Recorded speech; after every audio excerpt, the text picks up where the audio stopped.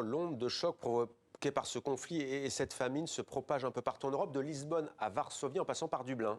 Oui, écoutez, regardez, le Premier ministre, à peine nommé, il commence ses fonctions aujourd'hui, a tenu à interpeller personnellement le Premier ministre israélien, le Premier ministre irlandais évidemment. Netanyahou, laissez-moi vous le dire ce soir, les Irlandais ne peuvent pas être plus clairs. Nous sommes horrifiés par vos actions. Cessez le feu maintenant et laissez rentrer l'aide humanitaire.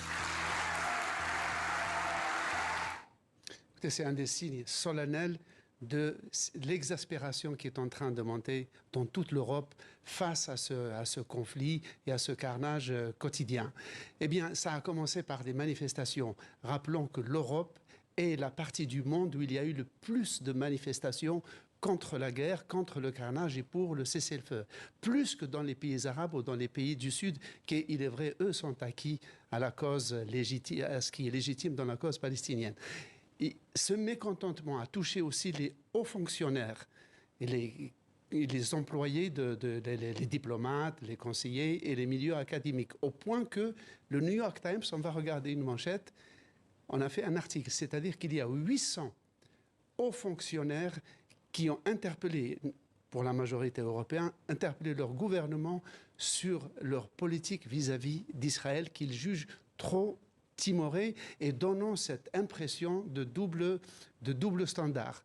Et les hauts fonctionnaires, c'est quoi? C'est la mémoire de l'État et c'est la continuité de l'État. C'est ce qu'on appelle l'État profond. Et c'est dans ce milieu-là qu'il y a des protestations. Regardez, par exemple, en Angleterre, 600 juristes, dont 2 anciens juges de la Cour suprême, ont écrit au Premier ministre pour lui demander de cesser de livrer des armes à Israël sous peine de prêter le flanc à une accusation de participation à des crimes de guerre et peut-être même à une entreprise génocidaire. Et en parallèle, Slimane, certains États européens appellent à la reconnaissance dès maintenant d'un État palestinien. Oui, et en tête de liste, il y a l'Irlande dont on vient de parler, mais aussi l'Espagne, Malte et la Slovénie. Jusqu'ici, seule une dizaine de pays avaient reconnu l'État palestinien, pour certains depuis 1988, à l'époque de l'Union soviétique. Mais la Suède est la dernière en date, en 2014.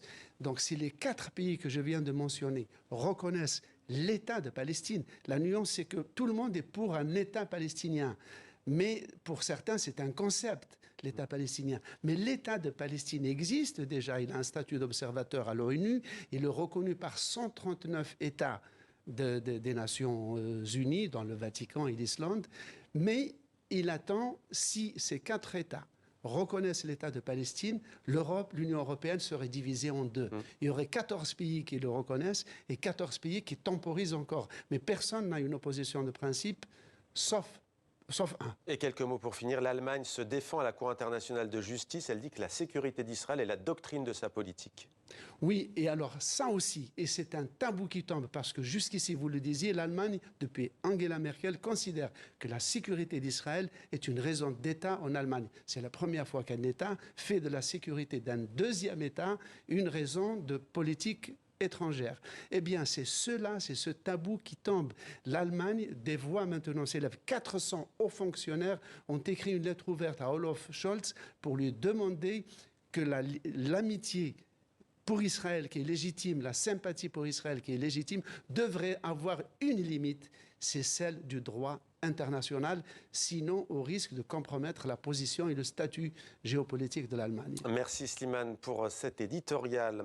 On poursuit